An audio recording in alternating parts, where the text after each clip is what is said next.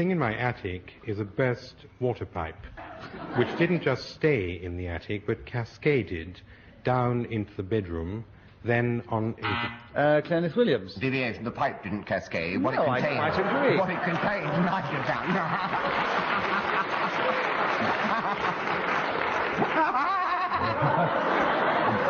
I'm often taken aback by my own brilliance.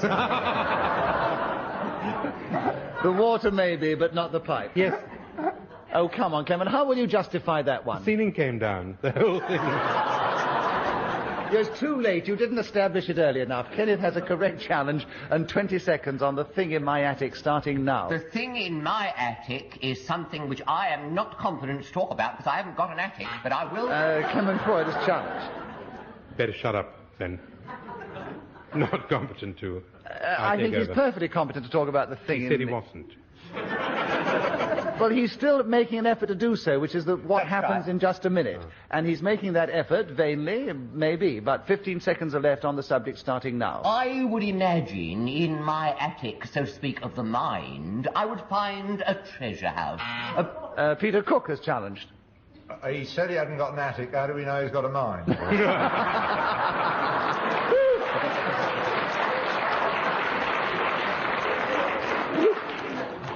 I'm going to put this one to the audience, I think. I haven't come here to be insulted. Well, it's up to them. I'm not going to judge on whether Kenneth Williams has got a mind or not. So if you think that Kenneth Williams has got a mind and you agree with Peter Cook's challenge, you cheer for him. And if not, you boo for Kenneth Williams, and you all do it together now.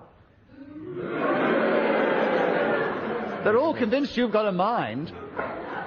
It's like Peter Pan, Isn't this it? is. Yes. Wonderful. Yes, we'll have the song sheet in a moment. There are 8 seconds. You have an incorrect challenge there. You keep the subject, Kenneth. The thing in my attic starting now. An old copper kettle, which if you polish it very... Peter Cook is challenged. He can't have an old copper kettle in his mind. No, of course not.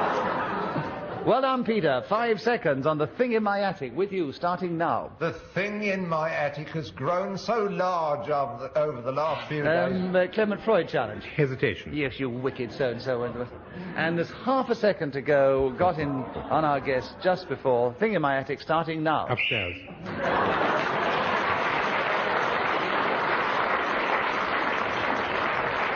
Well, Clement Freud got some points in that round, including one for speaking as the whistle went, but he hasn't caught up on our 2 leaders. The situation now is actually that Kenneth Williams has overtaken Peter Cook, and he's out in the lead. Peter in second place, and he is also going to begin the next round. The subject for you, Peter Cook, is Queen Victoria's knickers. I'm sure that Ian Messiter, who thinks of the subject, feels you have personal knowledge or experience of this. So we ask you to try and go for 60 seconds on that, starting now. The important subject of Queen Victoria's knickers was drawn to my attention last January when a pair of these undergarments were auctioned at Sotheby's and fetched £250. Now, in Victorian times, a pair of knickers of that type would have only cost 1p, that being the going rate with Victoria. And people are buying these knickers as a hedge against inflation. They are not putting knickers up in their gardens to shield themselves from the winds. Rather, they are putting these knickers in their attics or in their drawers to enable them to keep hold of something of value. Clement Freud is challenged. Deviation. Why? You can't put knickers into drawers. It's a very good challenge, but it depends on the drawers, obviously. Maybe not into your drawers, but you could into the drawers of a chest. Where do you put them? Filing cabinets? Under N. Peter Cook has an incorrect challenge. He keeps the subject, and he still has Queen Victoria's knickers, metaphorically speaking, of course, starting now. In the view that Queen Victoria's knickers will always be going up, the publisher flocked to buy knickers as a type of investment. Clement Freud. Hesitation. Hesitation, yes. And Clement Freud has the subject of Queen Victoria's knickers, and there are 8 seconds left, starting now. Queen Victoria wore her knickers in Sandringham, which gave rise to the word Norwich, standing for knickers off ready when I come home.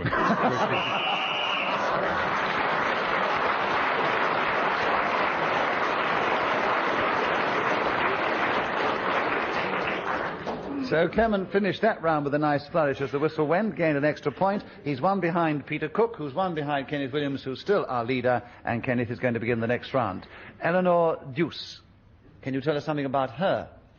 In 60 seconds, starting now. Well, of course, it should be pronounced Duce, Eleonora Duce. Yes. And, of course, in so doing, I realise I have repeated myself, but I'm allowed to because it is the subject on the card. This lady was born near Venice and began her theatrical career in Italy and scored an enormous success, and then took by storm all the capitals. London, she played Paris, Berlin, and of course New York. Now then she retired from the stage, having given what she said was her all, and decided to have a rest, but was persuaded. Barry took his challenge. Well, he hesitated. Yes, he did. And the subject is either the anglicised Eleanor Deuce or Eleonora Deuce, and you have 25 seconds on the subject, starting now.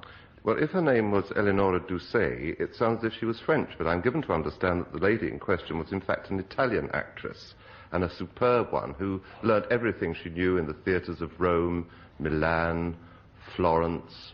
Then she travelled to France. Peter Cook has challenged. Hesitation over her travels.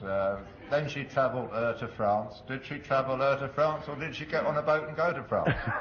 I don't think he hesitated enough to really warrant a fault within the game. So Barry keeps the subject, and there are 5 seconds on Eleanor Deuce, starting now. In Clement Froy. Hesitation. No. Barry Took has another point and 4.5 seconds on the subject, starting now. Clement Froy challenged the second time. Yes, I agree that time. There are 3 seconds on the subject, starting now. I never saw it. Barry Took I challenge. was just wondering if my buzzer was working. Well, you got in that time, all right. What is your challenge? You better say something. I thought he hesitated in a most scurrilous way. Absolutely right. 2 seconds with you, Barry Took. When Eleonora Deuce arrived in Paris, one of the most peculiar things...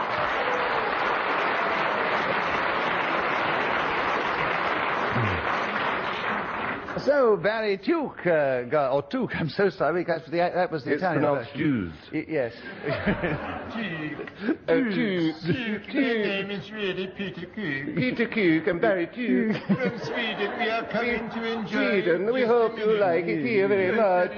It's awfully nice. But some of us go to Norway for our holidays. also Denmark. And Denmark is very pleasant. Well, about We're two- going to Copenhagen. Yeah, our 2 Scandinavian impersonators will desist for a moment. I'll tell you that Barry Tuke, or Tuke, did get a lot of points in that round, and he's only 1 point behind Clement Freud and Peter Cook, or 1 point behind Kenneth Williams. And Clement, your turn to begin. The subject, a good roll.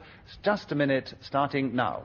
It's almost anybody's guess what is meant by a good roll, but if I use it in culinary terms, I suggest that it is a large roll filled with best Jersey butter, and thereafter a selection of meats and fishes, pickles and chutneys, lettuce, cucumber, tomato, radishes, horse as well as the garden variety, and the colours should be red. Kenneth Williams has challenged. Well, we've gone a long way from a good roll. We've gone into vegetation, I think. I think it's deviation. I think Deviation you got of the worst all kind. that into a roll. It really would be a good roll. Here. Very good, Chairman. You see the ruling is excellent. Clement, you keep the subject. There are 33 seconds left, starting now.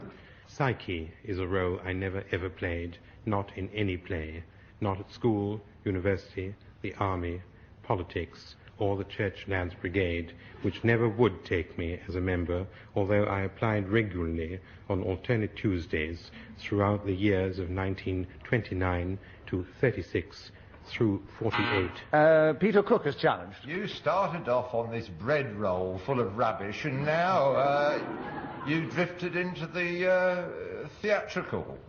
I don't think you can move away. And I from think you could bread get him on too. I think you could get him on repetition because he said every other Tuesday. You know, actually, I agree with your challenge, Peter Cook. So you have 8 seconds on a good roll, starting now.